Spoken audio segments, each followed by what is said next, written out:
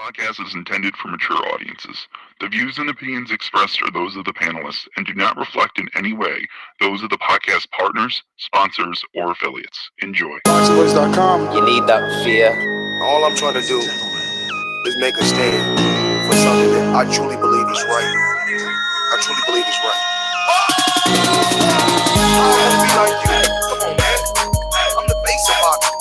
I'm the cash cow. I hold the record with pay-per-view. My drop, I know my drop, I know my situation. I want to fight. Dazn production. But it's gonna be very difficult for both of us. ThaBoxingvoice.com. Welcome back, ladies and gentlemen, to a very late night edition of the Boxing Voice Radio, courtesy of ESPN and Top Rank. It is about 1 a.m, Saturday, technically Friday, depending, how you think. We just finished watching some ESPN Plus. Vasyl Lomachenko, the quote-unquote pound-for-pound king, a massive favorite in this fight versus Anthony Crolla, but he gets the job done in dominant fashion. So we're here to discuss, obviously, the performance and the call-outs, along with the comparisons. So this is the place to be if you want to talk a little boxing late night. If you're up, rocking out with us on this very late vampire stream, you already know the number to call in, 1-425-569-5241. Stay up late with us over here on the East Coast. We're going to head on out to Big Mike. Dazn production.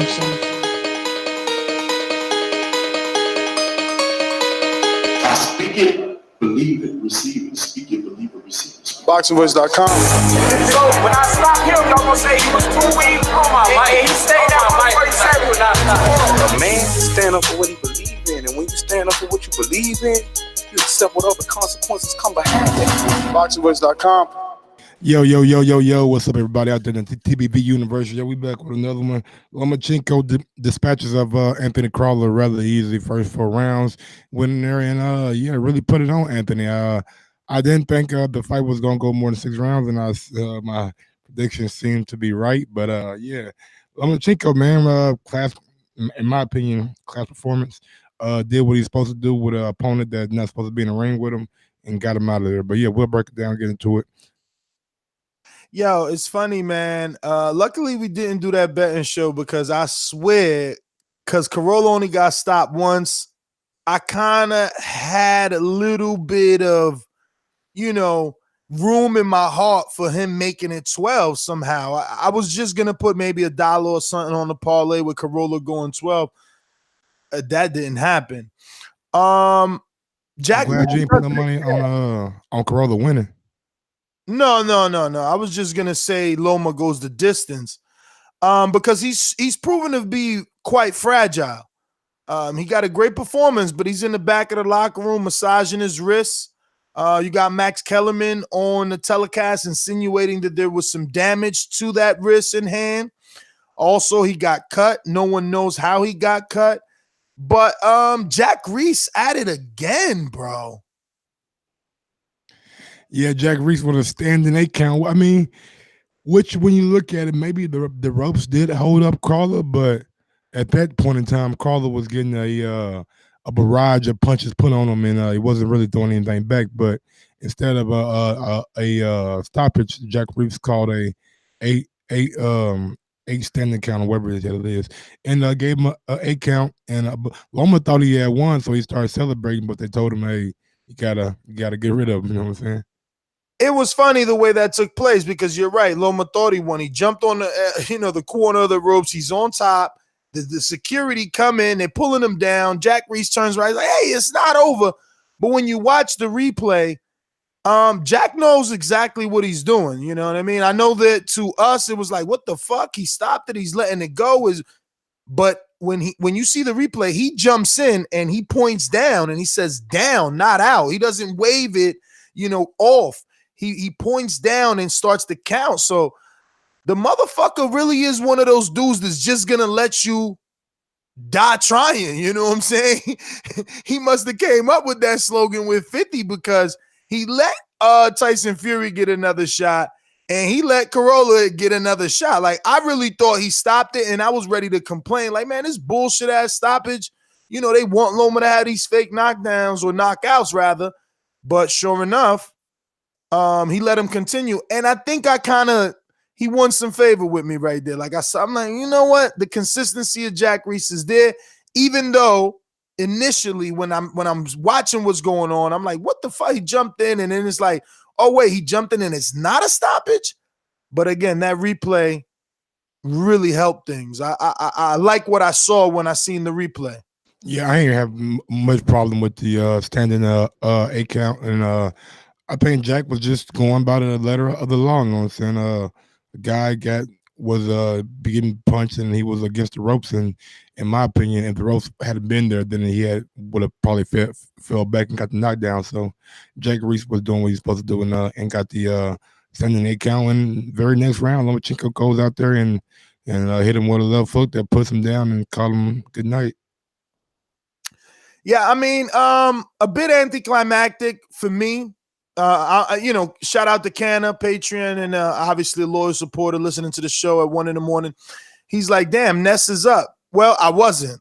You know what I mean? It just so happens the ESPN disrespects the East Coast that much. This fight actually didn't start till 12:20. So I woke up at like 11 something, and it's like, I checked the pre-pro, and it's like, damn, this fight ain't happened yet. I'm like, okay, well, might as well watch it, you know. And I came into the office, and here we are.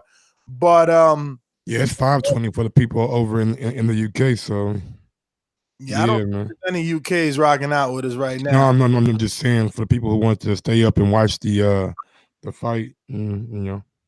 Yeah, no need to rewatch it, Frankie. I definitely watched it live. But it, look, I'm here more to discuss, should we fall victim to the Top Rank Gilligan's Island and allow the diet to continue? Those shirts are coming soon. Like I said, I got the initial draft, look beautiful. Top Rank diet shirts are going to be beautiful. And I say Top Rank diet, why? Because it's like Teofimo, we want him desperately to get a shot because we see that there is no competition for Lomachenko. But Lomachenko says something very interesting on the telecast. It's like, Teofimo hasn't fought a top 5 fighter yet. He ain't ready.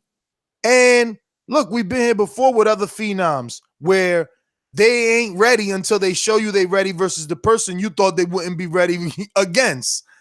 But do we really want to see Teofimo do that? What if the betting favorite is correct and Loma just wipes him? Then it's, again, Top Rank diet. Lomachenko wants Mikey Garcia, but he doesn't want to fight at 135.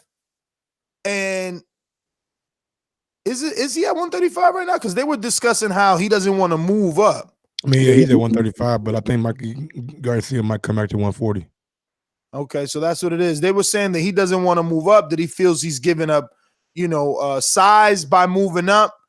I don't know if Mikey's going to come down to 35, and I don't know if I'd like Mikey coming straight at Loma from 147 to 135 or whatever the case may be. But what do you think is going to be next for Lomachenko?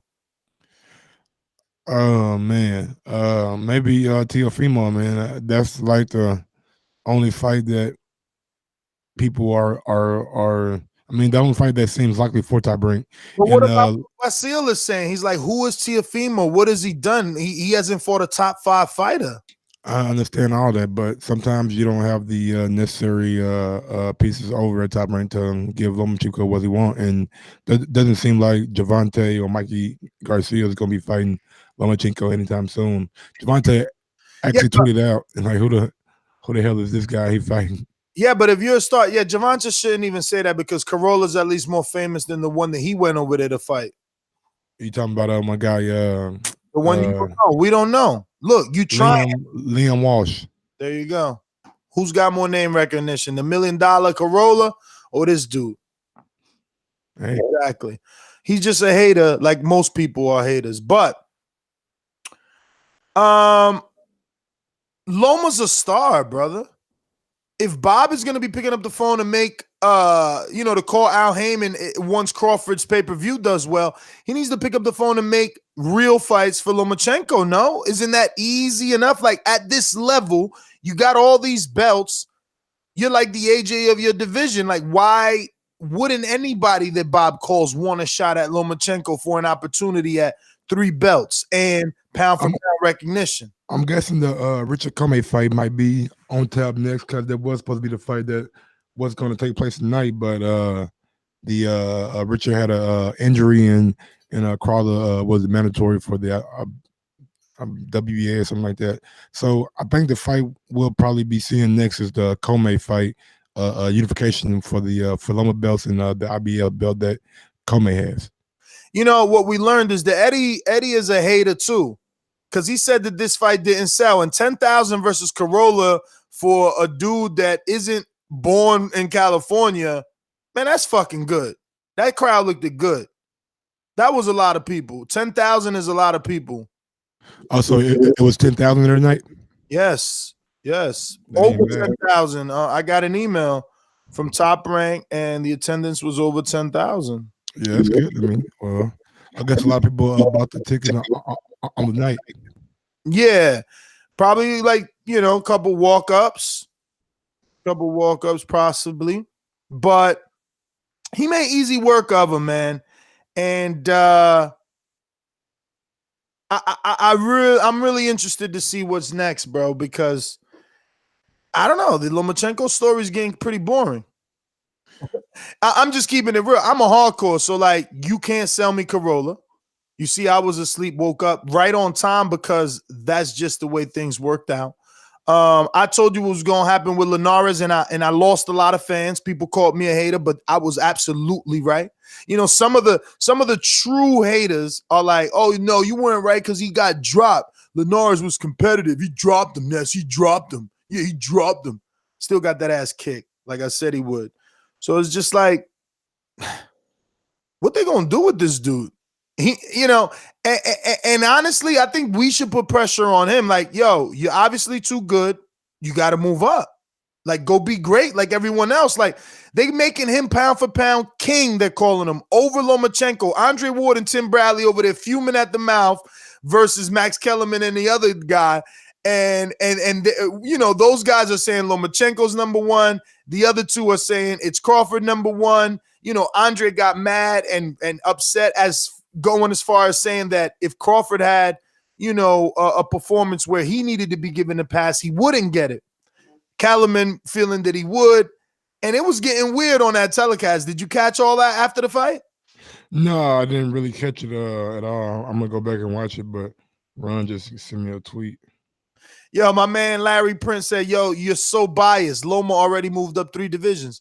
Bruh, I'm actually consistent. If you have been listening to the show for any amount of time, you know that when Chocolatico was running up divisions and everybody was calling him pound for pound because he was doing that, I didn't care. Like, you can't move up divisions that are empty, B. Like, it don't matter. You know what I'm saying? Divisions that are empty and you dominated them, that's why you dominated them, because they're empty. There's no one there.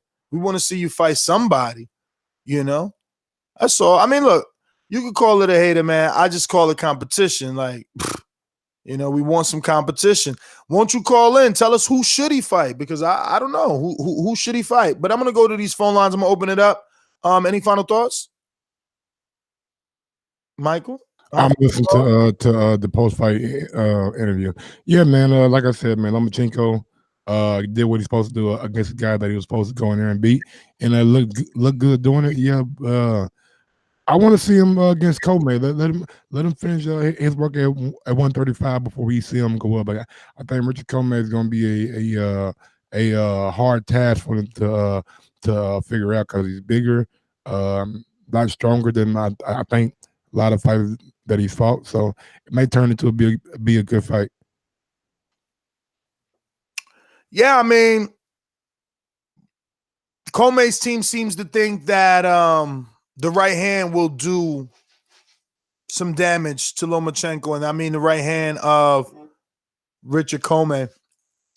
Shout out to Daniel Alvarez on hand in LA for the fight. You can head over to the YouTube channel right here at youtube.com/ThaBoxingVoice and check out all the latest interviews with Teofimo Lopez, who's on hand for the fight and says that Lomachenko checked out of the fighter's hotel once he found out that Teofimo was staying there. I don't know. Teofimo's playing the boogeyman role. He's going to have to probably get checked by Lomachenko, right? Like, how long can Lomachenko go on allowing this, young kid to say that he's ducking him? I mean, I don't know, man. I don't think Loma's really paying much attention to it. To Bob Arum is going to make it pay attention to it. So, I mean, he just like, kid hasn't fought any top 5 opponents. Let him fight that, then maybe we can get it on. But right now, I don't think Loma is overly concerned about Teofimo. So my man Larry Print, his phone don't work, but he said, could you name a fighter in history of the sport that's fought more than 8 ranked top 10 opponents, 7 former or regular champions in his first 14 fights, 5 of them bigger than him? Listen, there's no denying that Lomachenko's resume is impressive technically, right? Technically, it is. Second fight with Salido, that's like, whoa, how'd you do that? Oh, because you were top ranked. Sweet. You got 300 amateur fights. Oh, you medaled up. Now we understand. Third fight, vacant title shot versus Gary Russell, good. 1 year layoff, Walters, Linares, Crolla, you know what I mean? All the other nondescript dudes that Top Rank gave him that we don't even know their names, that he was just like, practicing on. Like, it's been a long time since we had a fight. What, Rigo? I picked Rigo, right? I'm consistent. That was my man. I rolled with him with the Donaire fight. So I picked Rigo. That doesn't mean that was a fair fight, because I didn't care about Rigo moving up 2 weight classes. Doesn't mean that the rest of the world considered it a fair fight. Let's just be real. Like, again, when you're with the right people, you could get things done, man. You can get things done. It's quite simple. As long as you're with the right people, and Top Rank are the right people. You should know that, man. You should know that. But there hasn't been any resistance for Vasyl Lomachenko in his career, and that's just the truth. You know what I mean?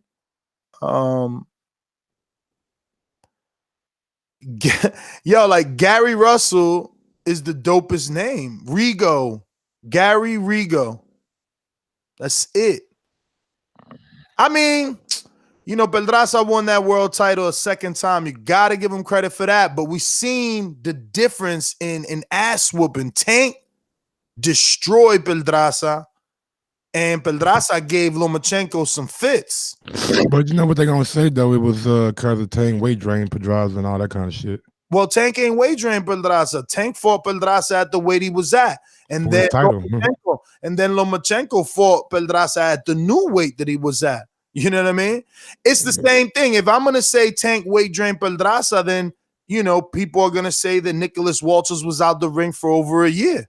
Yeah, I've always said that, like 16 months. And my man's talking about, he fought guys bigger than him. Oh, so Mariaga was bigger than him? Because I remember Mariaga losing before versus Walters and having to move up for the low. He fought a nigga named Sosa too, didn't he? Some Sosa. Oh, Jason Sosa. You mean the one that learned on the job? I'm just bringing up names that come in my head, bro. I don't know. I don't really know much about these guys, especially Mariaga and Sosa. I really don't know much about them. But I think, man, look here, man. I think, and look, be fair. No, the talent of Lomachenko is a mother.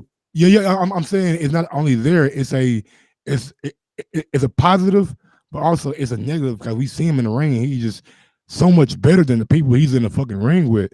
That we just like want more. We want to go up to 140. You know what I'm saying? If he goes at 140, and I'm just being, you know what I'm saying, just talking, and he just kills everybody at 140. We want to go to 147. So the talent level that he has and the ability that he has could be a for lack of a better word, kryptonite for him. Kryptonite. I don't know why people are saying that I'm hating on him. Like, I respect Lomachenko because he continues to tell you, like, when I thought Rigo would beat him, he said, bro, he's too small and y'all not going to give me credit when I beat him. And he showed it was true, you know? And now there's people that want to see Teofimo and he's telling you, bro, he's not ready. I'm not hating on him. Like, some of these fights that he has that you don't know who they are, like Romulo and, you know, Gamaliel Rodriguez and these other, you know, Croatian dude, or I don't know where they found this guy from, but every fighter has some tune-ups or some in-between fights. Like, we go through anyone's resume, they got that. So Lomachenko deserves his own fair share, which he doesn't have many. He has more recognizable names than names you don't recognize. Even Gamaliel Rodriguez, I know him. Like, he fought someone else before he fought Lomachenko, but he also lost. But, like, we know him because we had a Puerto Rican caller used to call in a lot about Gamaliel when he was coming up before the loss. That being said, he's doing what he can with what he has, but at this point, if he's a draw and he's a star, get him those fights. Like, get him those fights, right? Like, I don't know. I mean, just saying, like, Crolla wasn't the fight. No, but he was mandatory though. It wasn't like he just picked him out, and because Bob Merriam came out and was like, "Hey man, this is not a fight that we wanted. It's not a fight that Champ, I get that, but I'd rather be reporting on Crolla getting paid step aside money 3 times the way that Victor Postal got paid step aside money, the way that Bermain Stavern got paid step aside money, the way that Adrian Broner got paid step aside money before he fight Maidana. Like, when you want to fight, you do what you have to do to fight. It's just that simple. But the issue is there is no fight for him. There's no reason to pay step aside money. There was nothing there. Mikey's coming off of the Earl loss and not ready. Comey is injured. He already fought Pedraza. Easter's on the other side with no title, going into a WBA interim shot title, something like that. There's really nothing there. He needs some named fighters. They need him, you know, and I don't know. How much better is a Javier Fortuna fight than an Anthony Crolla fight for you? If this would have been that, would you been happier? If he would have went out there and did what he did to Crolla to Fortuna, it was a lot more to me. Okay, so how much more would have this been if it was Gamboa? That's who Tank wants to fight, right? Like, if this was Vasil beating up on Gamboa, would have it been better for you? I think I have the same reaction that I had to the Tank one Gamboa fight when it got announced. I think it's a stay busy fight. I mean, I think we're going to have to look at the 140-pound division and see a guy that wants to move down with some name recognition, right? Because at 135, bro, there's nothing sexy for him. There's nothing sexy for him. There is nothing outside. The biggest names are Yurokis Gamboa, Javier Fortuna, Jose Pedraza, Richard Comey. Somebody's going to argue Lee Selby, Mikey Garcia, if he's still in that division. Lee Selby's going to be definitely a fighter that he fight watch for that WBO title. He's with Frank Warren. Yeah, I know, but Lee Selby, I know, I'm just saying. We seen how he got those 2 laws, you know, and that's what it is. Look, Devin Haney is way down. That's what I was going to say. Devin Haney, he's the only star, but he's not even. Well, he's going to go for a title, I believe, this year, but I don't know. Otis Teofimo, we're in those boats where if we put Devin Haney and Teofimo in the ring with Vasil and they lose, then we're giving them a pass because like it was too soon. I would rather know that they're ready. What about this guy, George Cambroso Jr.? He's always getting this publicity for sparring with Manny Pacquiao. He's Australian. I mean, he's just been hanging in and around there, and he's got about what? I don't know. Look, he's not even ready. He's got like 16 wins. I'm telling you, I don't know much about Lomachenko ain't got nothing there. They calling me a hater. He ain't got nothing there. The hater is you if you want him to stick around and wait for a wounded Mikey. I'm telling you, man. Fuck it. Let's open up the lines. I mean, yeah, but maybe the callers might have somebody that they can bring up that we are overlooking. yeah, it's gonna have to be someone from 26. 30 moving maybe. up. Oh yeah, 30 moving up or 40 moving down. Remember to rate us 5 stars on iTunes. These calls are brought to you by El Camino Electrical Services, experts in electric vehicle charging stations. For consultations and turnkey installation, visit us at elcaminoelectricalservices.com. Go ahead and smash that thumbs up button. Helps with the visibility of the show. And if you want to go one step farther, head over to iTunes and leave us a 5-star review. Thank you. Going out to Marcus in DC. Don't forget you could call us on Skype by adding Nestor Gibbs on Skype. You could download the Skype app absolutely free. And while you're there, download that Patreon app. We're going to be doing a betting show tomorrow. Today, me and Mike's schedules crossed. He had some things to take care of in the evening and me in the afternoon. But still a ton of fights for tomorrow. So early morning, we'll have a 10 a.m. Border Wars show. I will be announcing my fight and my opponent publicly. Those in the Border Wars chat already know who I'm fighting on May 31st. Other than that, we will be doing a Patreon-only show as well. Let's get on out. Are we doing a drive-by or are they going to get their whole minute 30? Ooh, Mike's sleepy. Yeah. Hey, go and give me a minute 30. I ain't tripping. Tell Mike to get a sativa, man, so he can perk up, man. I know. Leave them indicas alone. Hey, great showing by Lomachenko, man.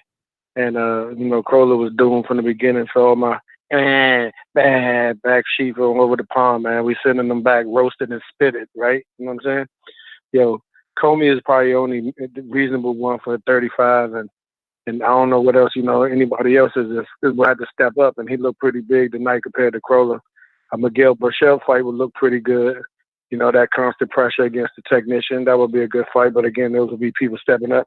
And I don't think it's unreasonable to think Teofimo need to take a top 5 opponent. I mean, if he is devastating right now, he need to show that that's not just against lower level fighters, that he could do it against somebody who's also the A level dog in there and is put in there to win and not just as an opponent. But that's my call. I think y'all did a great analogy on the fight, man. That was an asshole. I don't know if you seen one coming or already knew it was going to happen.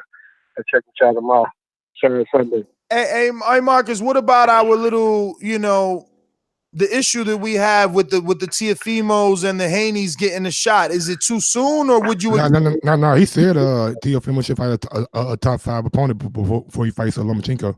I mean, listen, let's just look at it like this. Devin Haney said he wanted to fight Comey. I don't know where he is position wise.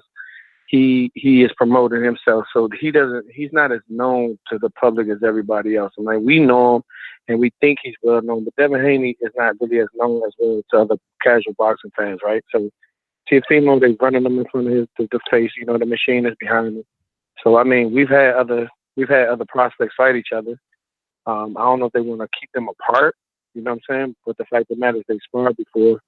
And so they can even have them fight or co on a card, knock off 2 top 5, top 10 fighters, and create the buzz for that fight against either Lomachenko or each other. I mean, to be honest with you, we've seen this with Erickson Lubin, right? He looked great against Coda and the guys he was supposed to look great against, but he got put in there with the Iron Man and really stunted his career. You know what I'm saying? And if we would think about leading up to that fight, that was most people's concern was that is this too soon? Like, you've been in the ring just on a surface level. We understand what goes into this. But when you're fighting another dude, another hardened dude, another dude who is put in the ring to win, who also has his own machine behind him, it's a different level of fight than fighting a guy that you're just supposed to be learning something from and dispatching. And so until you see that in a fight, it's really hard to gauge what you would do if you skip that step and go straight to a champion. Lomachenko could ruin Teofimo's career, and as devastating and as great as Teofimo has looked, people really have to understand there's levels to this. Teofimo can get ruined putting him in there too soon. So he absolutely should fight somebody in the top 5, top 10, and let's see if everything that he does carries over to someone who's also there to win. Yeah, man, I don't like that. I think sometimes a loss early in your career, no matter who it's to, doesn't really hinder you that much. I mean, Errolson Lubin, for instance, he lost to Jamal Charlo, but now he can walk around and say, hey, I'm the only guy to stop Ishe Smith. You know what I'm saying? So I think the way you come back and how you come back is very important. Yeah, but you don't take more pride in stopping Ishe and sending him into retirement, knowing that he was like ready for retirement. Where you, I mean, but you can say that the guy that he beat Ishe Smith, his very previous fight with Tony Tony Harrison, he could possibly got a draw in because he was doing very, very good in that fight. Who Tony Harrison is now a champion. So listen, it's positive. 90 seconds left on the live feed. If you're already tuned in, make sure that you have pressed 1. Bo and Bama, you have not. And if you want to tune in, you better join in now or add us on Skype. Mike, hate to interrupt, but we got some breaking news from Mike Coppinger saying that he spoke to Aram, and Aram says if Mikey Garcia doesn't vacate, he wants the Loma versus Garcia next. So Coppinger says, I asked Bob how he gets that fight done, considering the bad blood between Mikey and Top Rank. Bob Aram, and I quote, says, fuck bad blood. It's about the Benjamins. I can't. Horrible. It was pretty good. It's all about the Benjamins. And he says, I would take joy in watching Loma beat the fuck out of Mikey. Hey, Bob is right here posturing, nigga. Bob out here posturing, big dog. I swear to God. You know Bob is trying to get his guys fights, my nigga. That's what Bob is feeling that pressure from ESPN. Like, because let's go ahead and be honest. Okay, it's the right time to say some shit like that because right now Mikey got to prove to his fan base now all of a sudden that he's brave and come right back down and fight another super fight. And I don't think it's right. Mikey's hurt, man. He's hurt. Not only that, man, Bob is doing. He's postured for his guy. I think he is feeling that pressure coming from ESPN about the quality of cards they're putting on. So you see him out here in the news talking about Errol Spence. You see him out here in the news talking about Mikey Garcia, and you see him out here in the news talking about Hooker and Ramirez. So Bob is out here trying to do what the best he can for his fighters. Simple as that. And I don't know how this gets Mikey in the ring, but maybe Mikey. I know Mikey has a lot of pride in all that, so maybe he does see this. And we all know Mikey loves a challenge, and maybe come down to 135, get one fight real quick, and then go right into a fight with Lomachenko. Man, that's what a lot of boxing fans would want. And if a fight is made, I think we'll all be very excited to see it.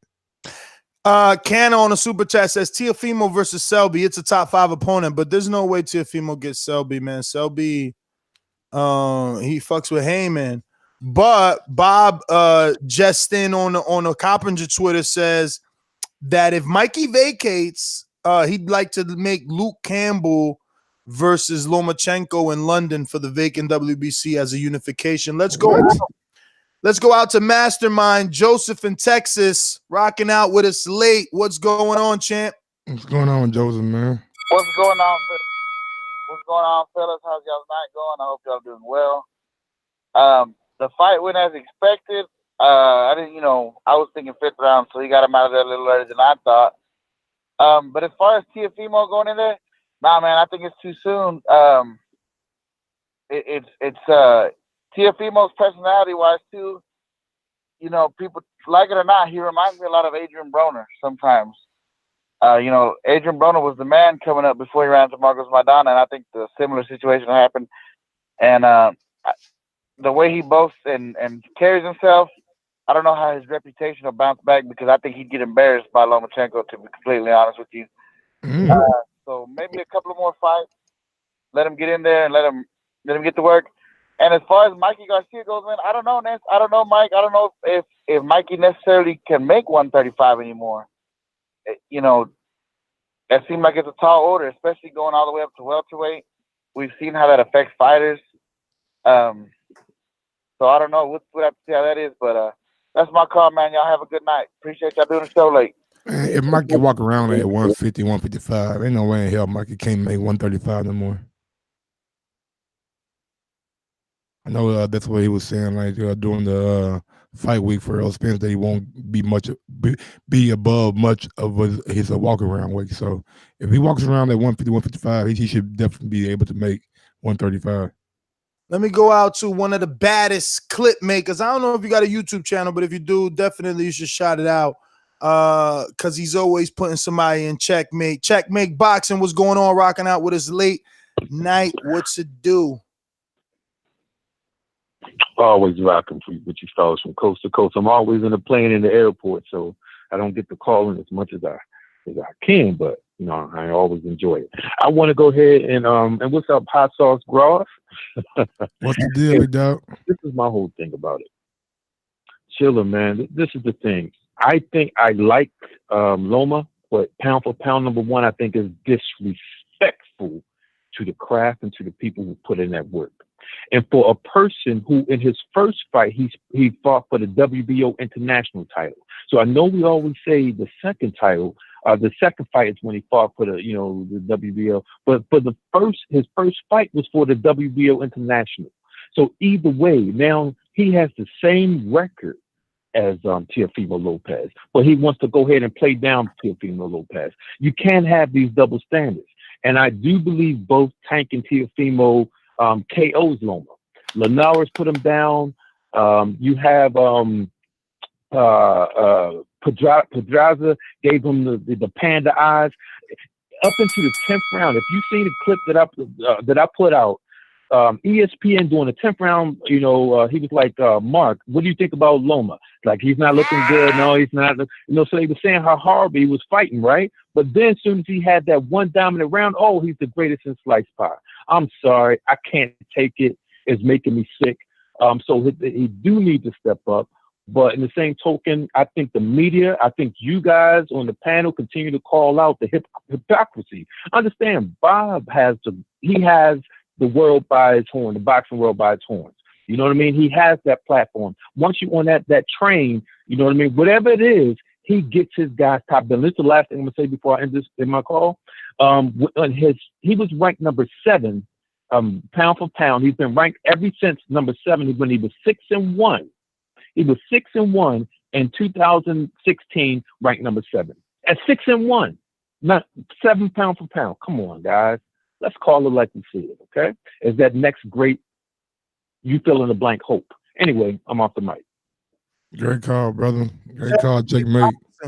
We going out to real quick. Bob Aaron was asked about the Gervonta Davis fight from my very own. Can I finish my nigga? Damn, I was going. I'm give Danny all his credit. You know what I'm saying? I didn't know you was gonna give him his credit. And he says that his own promoter, Floyd Mayweather, says he's not ready for Loma. And he also says that Lomachenko thinks Davis is the best fighter on Twitter. But yeah, who we got up next, big dog? We have Joseph's brother, Matt, in Texas. What's going on, Matt? What's going on, Matt, man? How you living? Yo, what's going on? What's going on? I'm living good, living large, watch the fight. I thought it went as expected. I thought he was going to put him out in 6, but he put him out in 4. With this situation, really the best fight to make would be the Mikey fight. But now since Mikey is trying to come from welterweight, Mikey probably won't step back down to 135. And with Loma saying that he's not comfortable at 140, he's not even comfortable at 135, which I truly don't think, because this fight, he looked way bigger at fight night than he did weigh-in day. So I feel like eventually, especially with Teofimo, he's right. Teofimo's not as experienced as he looks or is trying to be hyped. He's just a killer in the ring. Well, this is not going to work. But, yeah, that's my call right now. To me, the best fight to make would be Mikey Garcia, but we probably won't get that for probably another year and a half. And I got my money on Hot Sauce Gross. Come Border Wars, baby. That's my call. Appreciate it, man. Appreciate it, big dog. All right, Matt, thanks for calling in. We're going out to H Money. Yeah. Talk to me. All right. Mr. Dazn, what's the business? What's going on? It's H Money. It's H Money, Mr. Dazn, the Boxing Voice 2019 Rookie of the Year, the People's Champ. Yeah, I'm the Boxing Voice real champ. And Jose, you a bitch. We can meet up any day, nigga. Fuck Canada, nigga. I represent the hood, nigga. Canada ain't shit. Only bitch ass niggas like Drake come out of Canada. Nigga, fuck Canada, nigga. It's H Money. I'm the king of the Boxing Voice, nigga. I took over the game. I'm the people's champ. Look in the chat once again. You have no fans. Nobody even know you finna fight. Like, come on now, bruh. Real talk, bruh. I'm in the streets every day, bruh. Come on now, I got the Drake on me right now, bruh. This nigga don't want that, bruh. You want it with money? Let's put the gloves on. Like DMX said, I kill a nigga, but I'm always down for the one-on-one. And guess what? I'm the dog man, nigga. I got 8 dogs, nigga. Cane Corsos, Bull Masters, Pit Bulls, nigga, Great Danes, nigga. I'm gonna attack, nigga. We gonna get you, boy. Where you at, boy? Man, great energy again, like always, from the man, H Money. Jose, you made a call out this morning. I guess the guy heard you, big dog. Yeah, I mean, none of that shit was ring talk, though. He talking about Dracos and all this stuff. But yeah, man, if you're watching this, future, present, past, doesn't matter, helps with the visibility of the show. Hit that thumbs up button. And yeah, rock out with us tomorrow morning, 10 a.m. And after that, on Patreon, about 1 o'clock, I would say, 2 o'clock. Yeah, and that's GTO, Instagram, and Twitter. Peace. Gross1911 on IG and Gross2312 on Twitter. Yeah, until tomorrow morning, 10 o'clock, Border Wars. I will do my best to try to be on time and be woke for this shit. And yeah, Beta show tomorrow. Full day of boxing. We got Clarissa Shields and Christina Hammer. In a Showtime main event, we got Caleb Truax and Peter Quillen. And a PBCO FS1 main event, and we got H Money favorite. Yo, breaking news. Christina Pancha, reporter for Top Rank, reports that Vasyl Lomachenko just told her he thinks his right hand is broken and it happened during a knockout punch. I'm telling you, my man is fragile. Man, maybe, man. You know how it is when the boxers get these hand injuries, man. They just keep on coming back. But yeah, and on the zone we have Jaime Munguia versus Dennis Hogan. So full day of boxing tomorrow, man. Strap in, get ready, and we should be doing some more live fight chats tomorrow night. Until then, Gross1911 on IG and Gross2312 on Twitter. Do say. Yes, sir.